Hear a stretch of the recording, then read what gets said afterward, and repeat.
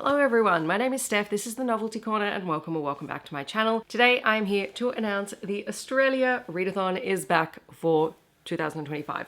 I'm going to put away my Australia scarf just because scarves and videos and me do not mix at the moment. If you're unfamiliar, the Australian Readathon is the brainchild of Mel from a book fiend named Mel. This is the third year that we are hosting it in July and it's really exciting. You can see I have my sweatshirt because of course I do. So Mel has designed some merch this year. I will leave links to all of that information down below so you can find out more information. There are clothing options. There are also going to be bookmark options as well. Along with Mel, I am one of the co-hosts with Wren and with Meredith, and I am so excited because you guys know how much I love championing Australian authors and Australian books. It just brings me so much joy. And this readathon is all about that. It's all about reading Australian authors and Australian stories and just having a really good time promoting the amazing books that come out here that maybe don't always get the same level of hype on BookTube or overseas. As always, this is a bingo board based readathon, although to participate you simply just have to read a book by an Australian author in the month and you can consider yourself having completed the readathon.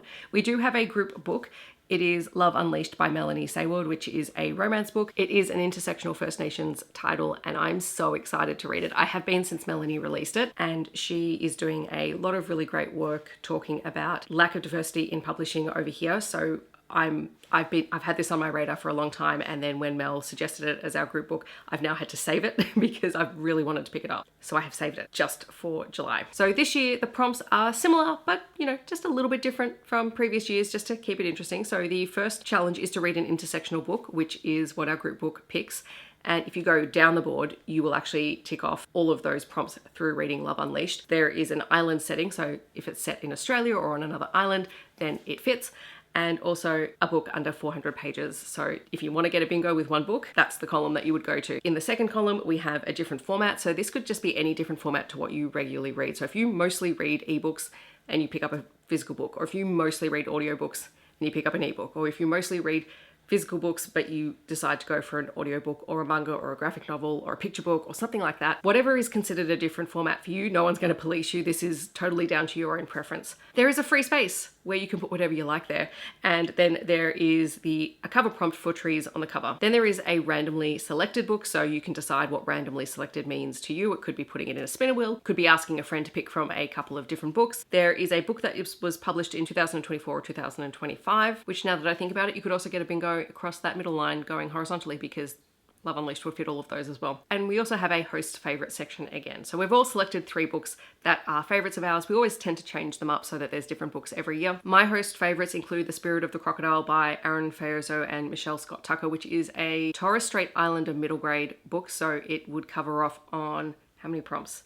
It is, well, if you don't read middle grade, you could count it as a different format. It's an island setting because it literally takes place on 2 islands in the Torres Strait. You could also use it for free space if you just wanted to include middle grade or kids fiction there. It was published in 2024. It's under 400 pages. Pretty sure there are trees on the cover. It's a host favorite. It works for a lot of prompts. There is Royal Salute by Evie Mitchell, which is her most recent release that I absolutely loved. This is a queer royal romance set in one of Evie's fictional worlds, but it does have a lot of commentary on land rights for traditional owners. And it's a gorgeous little romance and it has that wonderful subplot. So I couldn't not include it because 1, I love Evie. She's an amazing Australian romance author. And this book I fell in love with it the second I started reading it. And then also another favorite romance on here is Red Dirt Heart by N.R. Walker. This one is a queer romance set in outback Australia on a very large cattle station and is one of my favorite N.R. Walker books. So those are my 3 recommendations. Wren has recommended Huda and Me by H. Hayek, which is another middle fiction story and is amazing. It's delightful and so fun and funny, featuring one of the most precocious kids you will ever read about. The Spider and Her Demons by Sydney Koo and The Collected Regrets of Clover by Mickey Brammer. Meredith has recommended Purple Threads by Jeanne Lean, Home by Larissa Brenhart, and The Warrior Midwife by E.P. Barley.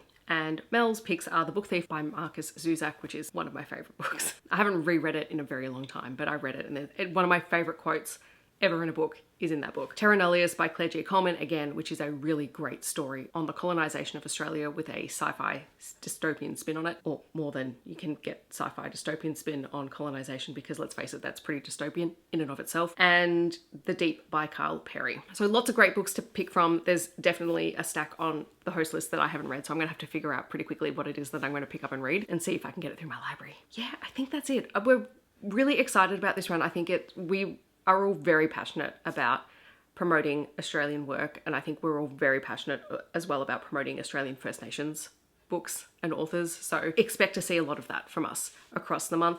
Like I said, there's going to be some merch with different designs. I do like the little Australian Readathon logo that Mel has created, so I had to get this one, and it's nice and cozy for us as we move into winter. And yeah, there'll also be bookmarks. Hopefully you will join us. I hope you will, even if it's just to pick up one book by an Australian author in the month. Please let us know if you are going to participate and what you think you might read. I will have a recommendation video in the style of all my other Australian author recommendation videos from previous years, where I have a slide deck with as many books as I can think of that I haven't recommended since the last recommendations video. It's already set up and ready to go. I've got to film it this week. And then I will have my potential TBR as well towards the end of the month. So stay tuned. I hope you will join us. Like, really, truly, we have so much fun with this. In the comments, I'd love to know if you're planning on participating. And if you just want to let me know that you're here but you don't want to leave a comment, feel free to leave an Australian animal emoji. I hope that wherever you are in the world, you're staying safe and healthy, and I will see you in my next video. Thanks so much for watching. Bye, everyone.